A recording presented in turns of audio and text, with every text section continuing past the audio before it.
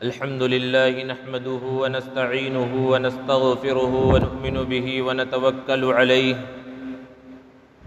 ونعوذ بالله من شرور أنفسنا ومن سيئات أعمالنا من يهد الله فلا مضل له ومن يضلل فلا هادي له ونشهد أن لا إله إلا الله وحده لا شريك له ونشهد أن سيدنا ومولانا محمدًا عبده ورسوله صلى الله تعالى عليه وعلى آله وأصحابه وبارك وسلم تسليمًا كثيرًا كثيرًا أما بعد فأعوذ بالله من الشيطان الرجيم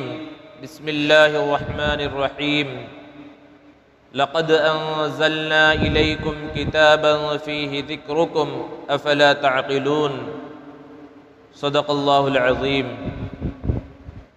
معزز سامعین کرام، بزرگوں اور دوستو، ابھی جو آیت کریمہ تلاوت کی گئی، اس میں اللہ رب العزت ارشاد فرما رہے ہیں کہ ہم نے تمہاری جانب ایک ایسی کتاب کو نازل فرمایا ہے جس کے اندر تمہارا تذکرہ ہے۔ پورے قرآن میں اللہ رب العزت نے انسان کو مخاطب کیا، جگہ جگہ پر یا ایہا الناس کہہ کر مخاطب کیا ہے، اور اصل مخاطب وہ انسان ہی ہے۔ اور یہاں اللہ تعالیٰ فرما رہے ہیں کہ اس کتاب کے اندر تمہارا ذکر آیا ہے۔ جب اللہ نے فرما دیا تو گویا کہ ہر ایک کا ذکر اس قرآن مجید کے اندر موجود ہے۔ یہ فطری چیز ہے کہ جب انسان کو پتہ چلے کہ اس کا ذکر فلاں جگہ پر ہو رہا ہے تو وہ اس طرف متوجہ ہوتا ہے۔ جیسے کہ اگر کوئی دوڑتا ہوا آ کر آپ کو بتلائے کہ آج کے اخبار میں آپ کی فوٹو چھپی ہے،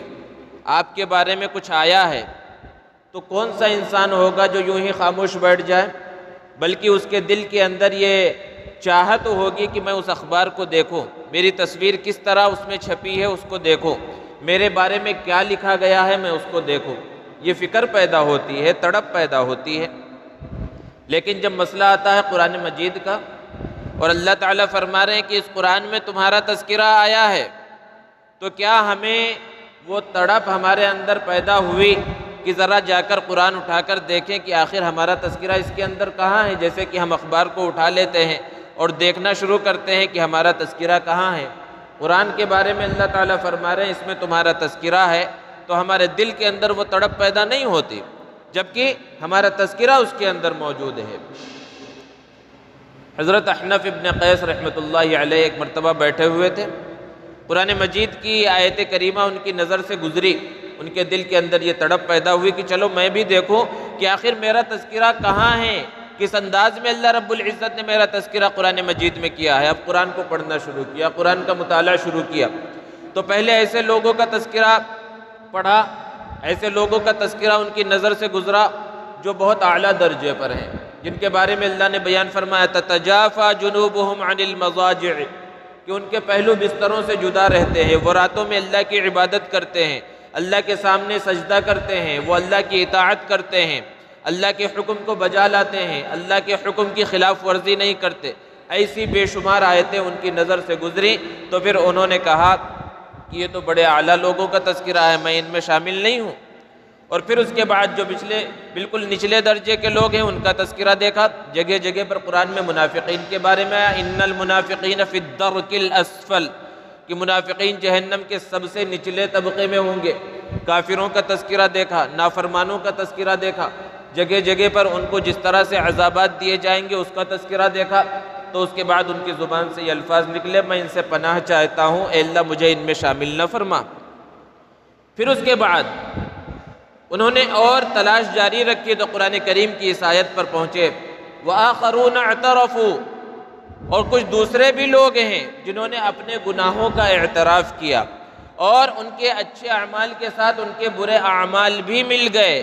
لیکن پھر انہوں نے توبہ کر لیا اور اللہ نے ان کی توبہ کو قبول کر لیا، اور اللہ بڑا توبہ قبول کرنے والا، معاف کرنے والا ہے۔ تو فوراً انہوں نے کہا کہ ہاں میں انہی میں شامل ہوں، کہ کچھ اچھے اعمال بھی ہوتے ہیں، برے اعمال بھی ہوتے ہیں، لیکن پھر اللہ توبہ کی توفیق دیتا ہے، اور اللہ کی ذات سے امید ہے کہ اللہ تعالیٰ توبہ کو قبول کر لے گا۔ تو کہنے کا مقصد یہ ہے کہ اللہ نے اس قرآن میں اس انسان کو مخاطب کیا اور قرآن کے بارے میں کہا کہ تمہارا تذکرہ اس کے اندر موجود ہے۔ ہونا کیا چاہیے کہ انسان اپنی عقل کو استعمال کرے۔ اسی لیے اللہ رب العزت نے اس آیت کے آخری حصے میں بیان فرمایا افلا تعقلون، کیا تم عقل کا استعمال نہیں کرتے؟ عقل کے استعمال کی اللہ رب العزت ترغیب دے رہے۔ یہ جو عقل انسان کو اللہ رب العزت نے عطا فرمایا ہے، اس کی بہت بڑی قیمت ہے، یہ بہت بڑی دولت ہے عقل۔ کسی اور جاندار کو ایسی عقل اللہ رب العزت نے عطا نہیں فرمائی۔ اسی عقل کی وجہ سے انسان دوسرے سارے جاندار سے اس کا مرتبہ بڑھ چکا ہے۔ شیر کتنا بارعب جانور ہے، اس کے بہادری کی مثال دی جاتی ہے، اس سے ڈرتے ہیں لوگ، اور وہ کیا کھاتا ہے؟ کچا گوشت کھاتا ہے صرف، اور انسان بھی گوشت کھاتا ہے۔ لیکن دیکھیے انسان نے عقل کو استعمال کر کے گوشت کی کتنے ڈشیں بنا لی، یعنی کس کس انداز میں کھاتا ہے، ہزاروں انداز میں گوشت کو پکاتا ہے اور کھاتا ہے۔ اور جانور کچھ ایسے ہیں جو ہریالی سبزیاں کھاتے ہیں، اور انسان بھی کھاتا ہے۔ لیکن دیکھیے انسان نے اپنے عقل کا استعمال کر کے سبزیوں کو کس انداز میں ڈھال لیا کہ وہ کچی سبزیاں نہیں کھاتا، بلکہ اس کو مختلف انداز میں پکاتا ہے، مختلف ڈشیں بناتا ہے اور اس کو پھر کھاتا ہے۔ تو یہ کس وجہ سے ہوا؟ عقل کو صحیح استعمال کرنے کی وجہ سے ہوا۔ اور اسی عقل کو صحیح استعمال کر کے انسان دنیا میں بھی کامیاب ہو جاتا ہے اور آخرت میں بھی وہ کامیاب ہوگا۔ اور عقل کا غلط استعمال دنیا اور آخرت دونوں میں انسان کو تباہ و برباد کر دیتا ہے۔ اسی عقل کو استعمال کر کے انسان نے جانوروں کی بولیاں سیکھ لی، جانوروں کو بولنا تک سکھایا، جانوروں کو اپنے قابو میں کر لیا اور مختلف کام ان سے لینے لگا۔ عقل کو استعمال کر کے انسان نے لوہا، جس کے بارے میں مشہور ہے کہ اس کے اندر قوت ہوتی ہے، یہ نیچے جاتا ہے، لیکن عقل کو صحیح انداز میں استعمال کر کے اس کو ہوا میں اڑا دیا، اس کے ہوائی جہاز بنا دیے، ایسے راکٹ بنا دیے جو بغیر کسی پائلٹ کے، بغیر کسی انسان کے وہ دوسرے سیاروں تک کا سفر کر رہے ہیں۔ یہ کیسے ہوا؟ یہ اس عقل کے استعمال کی وجہ سے ہوا۔ تو یہ عقل اللہ رب العزت کی بہت بڑی نعمت ہے۔ اور قرآن مجید میں آپ قرآن اٹھا کر دیکھیے تو پتہ چلے گا جگہ جگہ پر اللہ رب العزت تقریباً 39 مقامات پر تو عقل کا لفظ استعمال ہوا ہے۔ اس سے عقل کی اہمیت کا پتہ چلتا ہے۔ اللہ تعالیٰ فرماتے ہیں افلا تعقلون، تم عقل استعمال کیوں نہیں کرتے، تم سمجھتے کیوں نہیں؟ تو اس سے یہ بات سمجھ میں آئی کہ یہ جو عقل اللہ رب العزت نے عطا فرمائی ہے، یہ عقل بہت ہی اہم چیز ہے، اور اس کو استعمال بھی کرنا ہے اور صحیح انداز میں استعمال کرنا ہے۔ اسی عقل کے ذریعے انسان کچھ سوچتا ہے، فکر کرتا ہے، غور کرتا ہے۔ تو عقل کے ذریعے جو انسان سوچتا ہے تو یہ سوچ بھی دو طرح کی ہوتی ہے، ایک سوچ ہے مثبت اور ایک ہے منفی۔ مثبت سوچ جسے پوزیٹیو تھنکنگ کہا جاتا ہے، اور منفی سوچ یعنی نگیٹیو تھنکنگ کہا جاتا ہے۔ اور مثبت سوچ کی حقیقت کیا ہے کہ انسان اچھی چیز کے بارے میں سوچے، اچھا سوچے، اچھے انداز میں سوچے، تو یہ مثبت سوچ ہے۔ اور کسی بھی چیز کے بارے میں برا سوچے، برے انداز میں سوچے، غلط انداز میں ہی سوچے، اس کا دماغ ہمیشہ غلط انداز میں ہی چلتا ہو، تو یہ منفی سوچ ہے۔ مثبت سوچ انسان کو کامیابی کے راستے تک پہنچاتی ہے، اور منفی سوچ دنیا میں بھی انسان کو نقصان پہنچاتی ہے اور آخرت میں بھی نقصان پہنچانے والی چیز ہے۔ اس کی مثالیں لوگوں نے دی ہے کہ آپ کے سامنے کمرے میں ٹیبل کے اوپر گلاس رکھا ہو اور گلاس میں آدھا پانی ہو، تو اس کو سوچنے کے، اس کے اندر سمجھنے کے اور اس کو بیان کرنے کے دو طریقے ہیں۔ جو مثبت سوچ والا آدمی ہوگا وہ یہ کہے گا الحمدللہ، اللہ کا فضل ہے کہ آدھا گلاس پانی ہے اس کے اندر، آدھا گلاس بھرا ہوا ہے۔ اور جس کی منفی سوچنے کی عادت ہوگی وہ یہ کہے گا بھی صرف آدھا ہی گلاس ہے، آدھا تو خالی ہے۔ دونوں کا مقصد وہی ہے، دونوں وہی بات بول رہے ہیں، لیکن ایک کی سوچ مثبت ہے اور ایک کی سوچ منفی ہے۔ شاعروں کا سوچنے کا انداز الگ ہوتا ہے۔ ایک خوش دل شاعر ہے، دل کے اندر خوشی ہے، کوئی غم نہیں ہے، اور ایک شاعر ہے جو غم زدہ ہے کسی وجہ سے۔ دونوں باغ کے اندر گئے، وہاں گلاب کے پھول کو دیکھا، وہ کھلا ہوا ہے، لال ہے خوب، اس کے اندر جو آس پاس پودے ہیں سب ہریالی ہے اس کے اندر،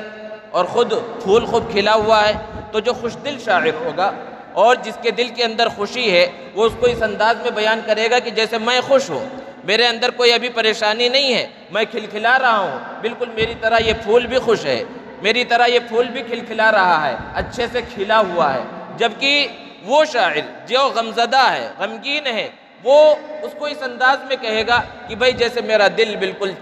چاک ہو چکا ہے، میرے دل کے اندر غم کے پہاڑ ہیں، دیکھو اس پھول نے بھی اپنے سینے کو چاک کر دیا اور خون کو اور لہو کو باہر کر دیا ہے۔ تو یہ منفی انداز ہے سوچنے کا۔ دو دوست ہیں، کہیں ملازمت کرتے ہیں اور دونوں کی تنخواہ برابر ہے اور اتنی تنخواہ ہے جس سے ان کی زندگی گزر جاتی ہے، لیکن جب مہینہ ختم ہوتا ہے تو ایک دوست یہ کہتا ہے کہ بھئی ہماری تنخواہ تو بہت کم ہے،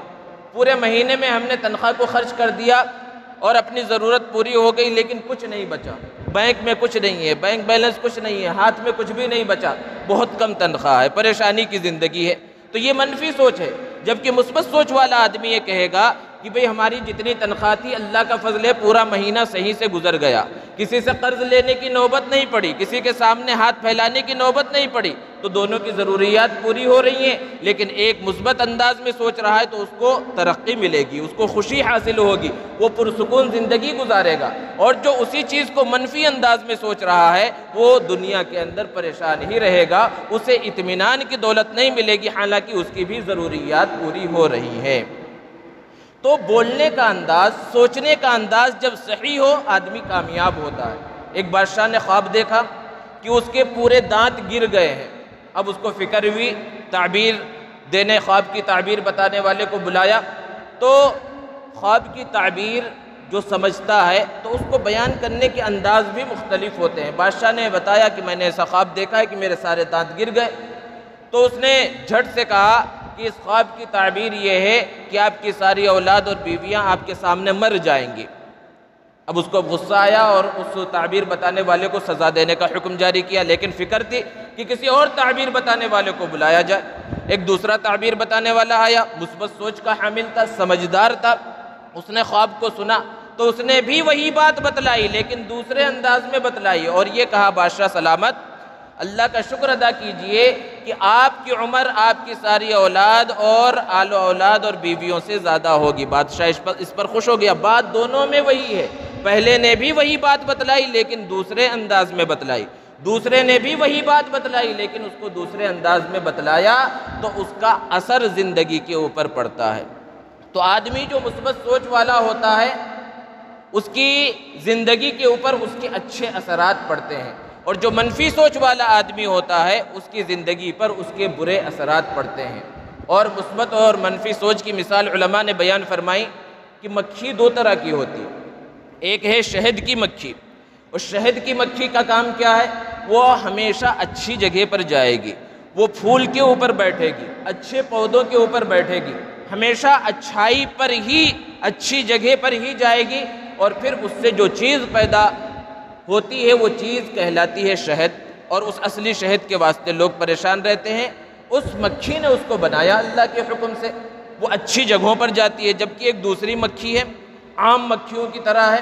اس کا کام کیا ہے کہ انسان کا یہ خوبصورت جسم ہے لیکن بیٹھے گی وہ اسی جگہ پر جہاں پھوڑی اور جہاں پھنسی ہے پھوڑا ہے، اور غلاظت کی جگہ پر بیٹھے گی، گھر میں بھی وہ بیت الخلاء کے اندر نظر آئے گی، گندگی کی جگہوں پر نظر آئے گی۔ تو یہ منفی سوچ کی مثال ہے کہ آدمی جب مثبت سوچ والا ہوتا ہے تو صرف اچھائی دیکھتا ہے، لوگوں کے اندر اچھائیاں ہی تلاش کرتا ہے، برائیوں کو نظر انداز کر دیتا ہے۔ اور جو منفی سوچ والا اس مکھی کی طرح جو گندگی پر، غلاظت پر بیٹھتی ہے، منفی سوچ والے کی مثال ایسی ہے کہ کسی آدمی کے بارے میں جب بات کی جائے گی، ہزار اچھائیاں اس کی نظر آئیں گی لیکن وہ اس کا تذکرہ نہیں کرے گا، اس کے عیوب کو، اس کی برائیوں کو ڈھونڈ ڈھونڈ کر نکالے گا، تو وہ اسی کے اندر پڑا ہوا ہے۔ اور ایسی مکھیوں کی کوئی حقیقت نہیں ہوتی، کوئی ان کی تعریف نہیں کرتا، جبکہ اس مکھی کا اتنا تذکرہ ہے کہ اس کا تذکرہ اللہ رب العزت نے قرآن مجید کے اندر فرمایا ہے۔ تو آدمی کو مثبت سوچ اپنانا چاہیے اور منفی سوچ سے بچنا چاہیے۔ اور مثبت سوچ سب سے بڑی کیا ہے کہ آدمی کی نظر اپنے مقصد پر ہو، کہ ہمیں مقصد تک پہنچنا ہے، کوئی ایک ٹارگٹ بنا لے، وہ دنیا کے اعتبار سے ہو، دین کے اعتبار سے ہو، کہ ہمیں اس مقصد کو حاصل کرنا ہے، اپنے اس نشان تک ہمیں پہنچنا ہے۔ اب وہ راستے کی پریشانیوں کو نہیں دیکھتا۔ اس کو مثال سے یوں بیان کیا جاتا ہے کہ ٹرینیں دو طرح کی ہیں، ایک ایکسپریس ٹرین ہے، اور ایک پیسنجر ٹرین ہے۔ جو ایکسپریس ٹرین ہوتی ہے وہ اپنی مسافت کو جلدی طے کرتی ہے، چھوٹے موٹے اسٹیشنوں پر نہیں رکتی، بہت سی مرتبہ تو تیزی سے گزر جاتی ہے، اور بعض درمیانی درجے کے اسٹیشن ہوتے ہیں وہاں بھی نہیں رکتی لیکن صرف آہستہ ہوتی ہے اور پھر گزر جاتی ہے، بعض بڑے بڑے اسٹیشنوں پر رکتی ہے۔ جبکہ پیسنجر ٹرین کا حال کیا ہے، وہ چھوٹا اسٹیشن ہو بڑا اسٹیشن ہو ہر جگہ پر رکتے ہوئے جاتی ہے، تو ظاہر سی بات ہے وہ منزل میں دیر میں پہنچے گی منزل پر۔ تو جو کاروباری آدمی ہے جسے اپنے وقت کا احساس ہے اور وہ وقت کی قدر جانتا ہے، تو ایسا آدمی کس سے سفر کرتا ہے؟ وہ چاہتا ہے کہ ایکسپریس ٹرین سے سفر کرے۔ حالانکہ بہت سی مرتبہ پیسنجر ٹرین سے سفر کرنے کا وہ الگ فائدہ ہوتا ہے، وہ اس کے لیے اس کی وجہ سے بھی سفر کرتے ہیں، اس سے بھی سفر کرتے ہیں لوگ، لیکن جب وہ ایکسپریس ٹرین سے سفر کرتا ہے تو راستے کے اندر چھوٹے موٹے اسٹاپ آ رہے ہیں جہاں ٹرین تیزی سے یا آہستہ سے گزر رہی ہے یا رک رہی ہے، تو بہت کم وقت کے لیے رک رہی ہے اور اپنے مقصد پر پہنچ رہی ہے۔ مثبت سوچ والے انسان کی مثال بھی ایسی ہے کہ اسے جب مقصد اس نے اپنا طے کر لیا، اپنا ٹارگٹ طے کر لیا، اب اس نے سوچ لیا ہے مجھے وہاں پر پہنچنا ہے، اب راستے میں چھوٹے موٹے اسٹیشن آ بھی رہے ہیں، پریشانیاں آ بھی رہی ہیں، وہ ان کو نظر انداز کرتا ہے کہ بھئی مجھے وہ مقصد پہ پہنچنا ہے، میں پہنچ جاؤں گا۔ جبکہ منفی سوچ والا آدمی وہ ہر چھوٹے اسٹاپ پر رک جاتا ہے، آگے بڑھ ہی نہیں پاتا۔ کیوں نہیں بڑھ پاتا؟ گھر کے اندر میاں بیوی ہے، کھانا بنا اور سالن میں دال میں نمک کم ہو گیا یا نمک زیادہ ہو گیا، اب وہ اسی اسٹیشن پر رک گیا۔ جبکہ مثبت سوچ والا آدمی یہ سمجھتا ہے، یہ سوچتا ہے کہ مجھے اس زندگی کو، میاں بیوی کی زندگی کو آخری مرحلے تک پہنچانا ہے، وہ اس اسٹیشن پر نہیں رکتا، اس چھوٹی موٹی بات کے لیے لڑائی جھگڑا نہیں کرتا اور آگے بڑھتا چلا جاتا ہے، ایکسپریس ٹرین کی طرح سفر کرتا ہوا چلا جاتا ہے۔ نیوٹن بہت بڑا سائنسداں گزرا ہے، اور کوئی چیز جو حرکت کرتی ہے اس کے قانون کو اس نے بتلایا، اور جس کی وجہ سے وہ بڑا سائنسداں مشہور ہے، اور اس پر اس نے بہت محنت کی، اور اس زمانے میں کمپیوٹر اور وہ تو تھا نہیں، ہاتھ سے اس نے سارے قواعد قانون اس کے لکھے اور لکھ کر تیار ہوا، اور خوش ہوا کہ اب میں نے سائنس کی اس تھیوری کو مکمل کر لیا ہے، اور اپنے کمرے میں رکھ دیا، اور ضرورت پورا کرنے کے واسطے وہ بیت الخلاء کے اندر گیا، حمام میں گیا۔ اس نے ایک کتا پال رکھا تھا کہ اتفاق سے وہ کتا آیا اور اس نے پیپروں کو ادھر ادھر کیا، چراغ رکھا ہوا تھا، چراغ کو ہلایا، جس کی وجہ سے وہ پیپر جلنا شروع ہو گئے، اور جب تک نیوٹن بیت الخلاء سے باہر نکلا اس نے برسوں سے جو محنت کی تھی ایک تھیوری کو بنانے کی، ایک قانون کو نافذ کرنے کی اور سائنس کے اس چیز کو بتانے کی دنیا کو، وہ آنن فانن سب کا سب جل گیا۔ لیکن جس آدمی کی نظر اپنے مقصد پر ہو، ٹارگٹ پر ہو، عام آدمی کیا ہے؟ ہکا بکا ہو جائے، پریشان ہو جائے، ساری چیزوں کو بھول جائے، اسی کے اندر وہ جو ہے پریشان ہو جائے، خودکشی کر لیتے ہیں لوگ ایسے مرحلے پر۔ لیکن اس نے جب دیکھا تو اس کی زبان سے صرف یہ الفاظ نکلے، اس کی زندگی کو پڑھیے کہ کتے کو مخاطب کر کے اس نے کہا کہ تم نے میرا کام بڑھا دیا ہے۔ اب وہ پریشان نہیں ہوا، ہمت نہیں ہار گیا کہ اتنے سالوں کی برسوں کی محنت تھی جو ہے پانی پھر گیا، بلکہ اس کے ذہن کے اندر جو کچھ تھا اثر ہے نا، اس نے جو ہے پیپر اٹھایا اور پھر اس کو لکھنا شروع کیا۔ اس کے واقعات میں کہ 1 سال مزید اور لگا جب جا کر وہ پھر کامیاب ہوا۔ تو کیوں کامیاب ہوا؟ اس کی نظر اپنی منزل پر تھی کہ مجھے اپنے منزل پر پہنچنا ہے، تو وہاں جو نقصان ہوا اس نقصان کی وجہ سے وہ ہمت ہار کے بیٹھ نہیں گیا۔ تو جو ہمت ہار جاتے ہیں، بیٹھ جاتے ہیں، اپنے مقصد کو اپنے سامنے اپنے مقصد کو اپنے سامنے نہیں رکھتے، وہ کامیاب نہیں ہوتے دنیا کے اندر بھی اور آخرت میں بھی۔ تو اپنے مقصد کو جو اپنے سامنے رکھے گا وہ کامیاب ہوگا، اور وہ کب کامیاب ہوگا کہ اس عقل کو صحیح انداز میں استعمال کیا جائے۔ ایک انجینئر صاحب اپنے گھر میں بیٹھ کر کوئی ڈرائنگ کر رہے ہیں، اب چھوٹا بیٹا ہے ان کی بیوی کہیں باہر گئی ہوئی تھی، تو چھوٹا بیٹا بہت پریشان کر رہا ہے، جیسے کہ اگر کوئی آدمی کام کر رہا ہو اور اس کو ڈسٹرب کیا جا رہا ہو تو کام صحیح انداز میں ہو نہیں سکتا۔ اب اس کو انجینئرنگ کا وہ کام کرنا ہے، وہ نقشہ بنانا ہے، اس کا چھوٹا بیٹا بہت پریشان کر رہا ہے۔ تو اس نے بیٹے کو مشغول کرنے کے واسطے اخبار کا ایک ٹکڑا تھا جس میں پوری دنیا کا نقشہ بنا ہوا تھا، اس نے قینچی سے اس ٹکڑے کو کئی حصے کر دیے، کئی ٹکڑے کر دیے، اور پھر ایک ٹیپ اپنے بیٹے کو دے دیا اور کہا کہ اس کو دوبارہ صحیح انداز میں چپکا دو، یعنی نقشہ جیسا تھا ویسا چپکا دو، یعنی جو ملک جس جگہ پر ہے، جس کی سرحد جہاں پر ہے، اس کو چپکا کر لے کر آؤ، یہ تمہارا کام ہے، اور دوسرے کمرے میں جا کر کام کرو۔ باپ تو یہ سوچ کر بہت خوش ہوا کہ کم سے کم آدھا 1 گھنٹے کے واسطے میں نے بچے کو مشغول کر دیا ہے، اور اب میں یہاں آسانی کے ساتھ کام کر سکوں گا۔ 5 منٹ نہیں گزری تھی کہ بیٹا آیا اور اس نے باپ کے سامنے وہ نقشہ رکھ دیا، اور باپ بھی دیکھ کر حیران ہو گیا کہ اس کو دنیا کی اتنی معلومات کیسے ہیں کہ کون سا ملک کہاں ہونا چاہیے، اور ساری چیزیں بالکل صحیح انداز میں اس نے چپکا دیا۔ اب اس نے تعجب سے پوچھا بیٹے سے کہ تم نے اس کو اتنے صحیح انداز میں کیسے چپکا دیا، کیسے تم نے اس کو پڑھ لیا، حالانکہ تمہیں پڑھایا بھی نہیں گیا ہے دنیا کے نقشے کے بارے میں۔ تو اس نے اس اخبار کو پلٹ دیا اور پیچھے دکھلایا کہ پیچھے ایک لڑکی کی تصویر تھی۔ اس نے دنیا کے نقشے کو نہیں جوڑا بلکہ تصویر کو جوڑ دیا، جس سے وہ دنیا کا نقشہ بھی صحیح ہو گیا۔ تو یہ کیسے ہوا؟ صحیح سوچ، صحیح فکر کی وجہ سے ہوا کہ عقل کو صحیح انداز میں استعمال کیا۔ تو عقل کو، اپنی سوچ کو جب مثبت انداز میں، مثبت کام میں لگایا جائے گا تو انسان کامیاب ہوگا۔ سب سے بڑی جو مثبت سوچ ہے وہ اللہ رب العزت کے ساتھ ہونی چاہیے، کہ ہر انسان کا یہ عقیدہ ہے کہ اللہ ہمارا خالق ہے، اللہ ہمارا مالک ہے، اللہ ہمارا رازق ہے، اس نے ہمیں پیدا کیا، تو پھر اللہ کے ساتھ مثبت سوچ ہونی چاہیے۔ اس کو حدیث میں بیان کیا گیا، اللہ کے رسول صلی اللہ علیہ وسلم نے بیان فرمایا کہ اللہ رب العزت اپنے بندے کے گمان کے ساتھ ہے، یعنی بندہ اللہ کے ساتھ جیسا گمان کرتا ہے اللہ تعالیٰ اس کے ساتھ ویسا معاملہ فرماتے ہیں۔ اللہ رب العزت کے ساتھ کوئی یہ گمان کرے کہ اللہ بڑا رحیم ہے، بڑا کریم ہے، اللہ اپنے فضل سے مجھے معاف کر دے گا، اللہ پر بھروسہ کر کے کام کرتا ہے، اللہ رب العزت اس کے کام کو آسان فرماتے ہیں۔ اور جو اللہ کے ساتھ ایسا معاملہ نہیں رکھتا، اللہ پر بھروسہ نہیں رکھتا، تو اس کے کام بھی آسانی کے ساتھ نہیں ہوتے۔ کوئی مصیبت آ گئی، کوئی پریشانی آ گئی، اب اگر اللہ کے اوپر بھروسہ ہے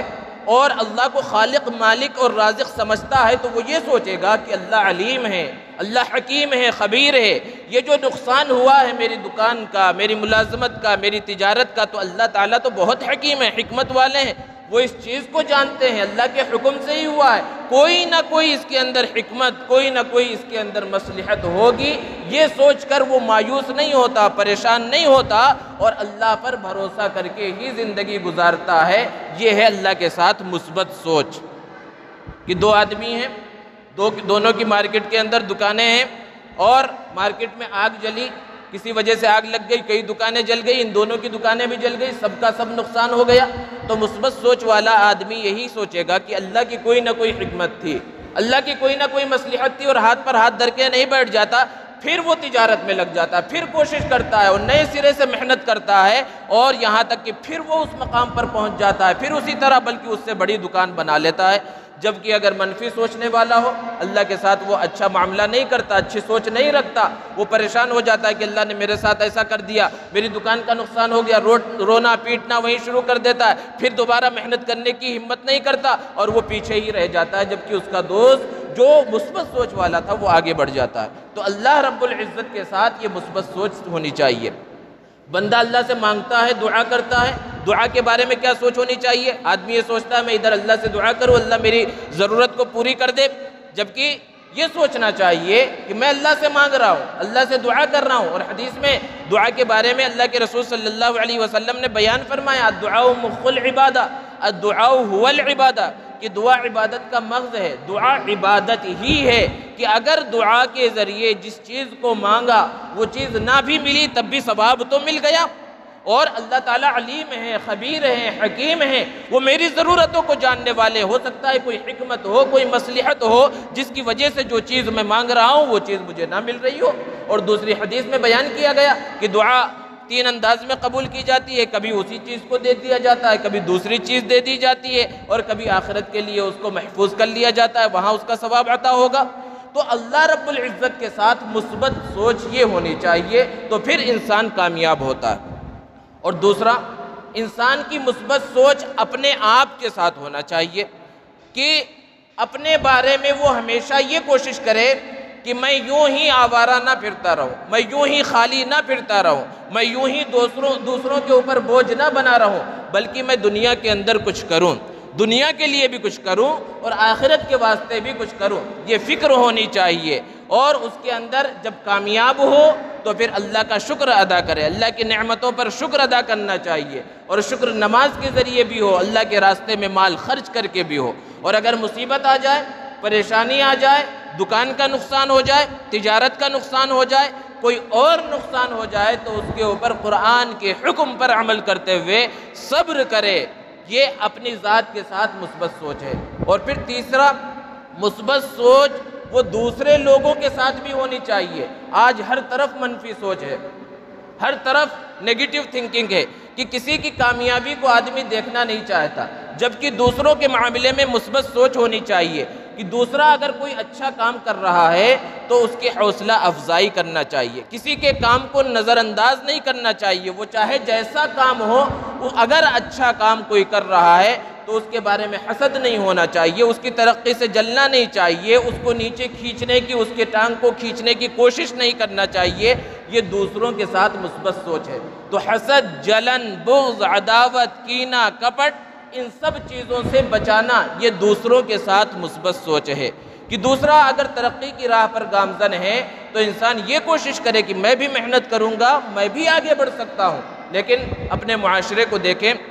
کہ ہر طرف منفی سوچ ہے، کسی کی ترقی گوارا نہیں ہے، ہر ایک کے ٹانگ کو کھینچنے کی فکر ہے۔ اگر ہم تاجر ہیں، ہم دکاندار ہیں اور ہمارے ہی جیسی کسی اور کی دکان ہے تو ہم اگر کہیں پر اس دکان والے کے سامان کو کوئی برا بھلا بول رہا ہے، ہم خوش ہو رہے ہیں، اور ہونا تو یہ چاہیے کہ ایسے معاملے سے اپنے آپ کو الگ کر لیا جائے۔ اس لیے جو کامیاب تاجر ہیں اور جو تجارت میں بہت ترقی کرتے ہیں، دکان کے اندر بہت ترقی کرتے ہیں، انہوں نے اپنے تجربے کو بیان کیا کہ اپنے مال کی خوب تعریف کرو، جتنا کر سکتے ہو کرو، لیکن دوسرے کے مال کو گھٹیا نہ بتاؤ۔ ہو سکتا ہے وہ گھٹیا بیچ بھی رہا ہو، تب بھی اس کے دکان کے اندر جو مال ہے اس کا تذکرہ مت کرو، اپنے مال کی تعریف کرو۔ تو اس میں یہ کامیابی کا ایک زینہ ہے اور یہ مثبت سوچ ہے۔ اور اگر کہیں پر کسی دوسرے دکان والے کی برائی بیان کی جا رہی ہے، اس کے مال کی برائی بیان کی جا رہی ہے، تو وہاں اس کو خوش ہوتے ہوئے سننا نہ شروع کر دو۔ جیسے کہ جب کسی کی برائی بیان کی جاتی ہے، غیبت کی جاتی ہے، تو سننے میں بڑا مزہ آتا ہے، تو یہ غیبت ہے، یہ برائیاں ہیں، یہ منفی سوچ ہے۔ ان سب چیزوں سے انسان جب اپنے آپ کو بچائے گا تو پھر وہ دنیا کے اندر کامیاب ہوگا، تجارت میں کامیاب ہوگا، ملازمت میں کامیاب ہوگا، ہر چیز کے اندر کامیاب ہوگا۔ تو اللہ کے ساتھ مثبت سوچ ہونی چاہیے، اپنی ذات کے ساتھ مثبت سوچ ہونی چاہیے، اور اپنے ساتھ زندگی گزارنے والے جتنے لوگ ہیں ان کے ساتھ بھی مثبت سوچ ہونی چاہیے۔ اور ہر چیز کے اندر جو نمونہ ہے وہ اللہ کے رسول صلی اللہ علیہ وسلم کی زندگی، آپ کی حیات طیبہ ہمارے لیے نمونہ ہے کہ آپ صلی اللہ علیہ وسلم کی زندگی میں کیسے کیسے مثبت سوچ کی مثالیں ہمارے سامنے ہیں۔ اللہ کے رسول صلی اللہ علیہ وسلم طائف تشریف لے گئے۔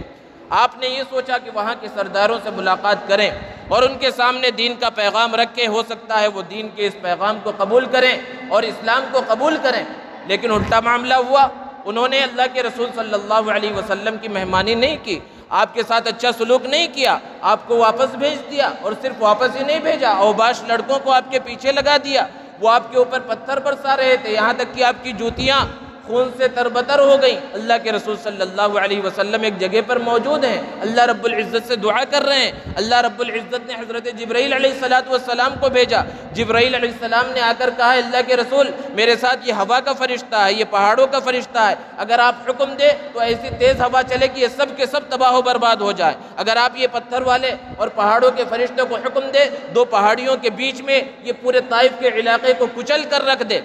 لیکن اللہ کے رسول صلی اللہ علیہ وسلم کی وہ مثبت سوچ، آپ صلی اللہ علیہ وسلم نے ارشاد فرمایا کہ یہ لوگ جاہل ہیں، یہ لوگ جانتے نہیں ہیں، اس لیے میری بات کو قبول نہیں کر رہے ہیں، ایسا نہ کیا جائے ان کے ساتھ، ہو سکتا ہے ان کی اولاد کے اندر کچھ ایسے لوگ پیدا ہوں جو دین کو قبول کریں، جو اسلام کو قبول کریں۔ چند دن پہلے طائف کے علاقے کی خوبصورت تصویریں کسی نے سوشل میڈیا کے اوپر ڈالی، اور پھر یہ لکھا اس کے اوپر کہ اگر اس دن اللہ کے رسول صلی اللہ علیہ وسلم نے اجازت دے دی ہوتی فرشتوں کو اور دعا بدعا کرتی ہوتی تو آج یہ خوبصورت علاقہ دیکھنے کے واسطے نہیں ملتا۔ وہ خوبصورت طائف کا علاقہ موجود ہے، مسلمان موجود ہیں، اللہ کے رسول صلی اللہ علیہ وسلم کے زمانے میں ہی طائف سے لوگ آئے اور اللہ کے رسول صلی اللہ علیہ وسلم کے ہاتھ پر انہوں نے ایمان قبول کیا۔ تو بہرحال خلاصہ یہ ہے کہ اپنی سوچ کو مثبت بنایا جائے اور منفی سوچ سے اپنے آپ کو بچایا جائے۔ اللہ رب العزت ہمیں عمل کی توفیق عطا فرمائے۔ وآخر دعوانا ان الحمد للہ رب العالمین۔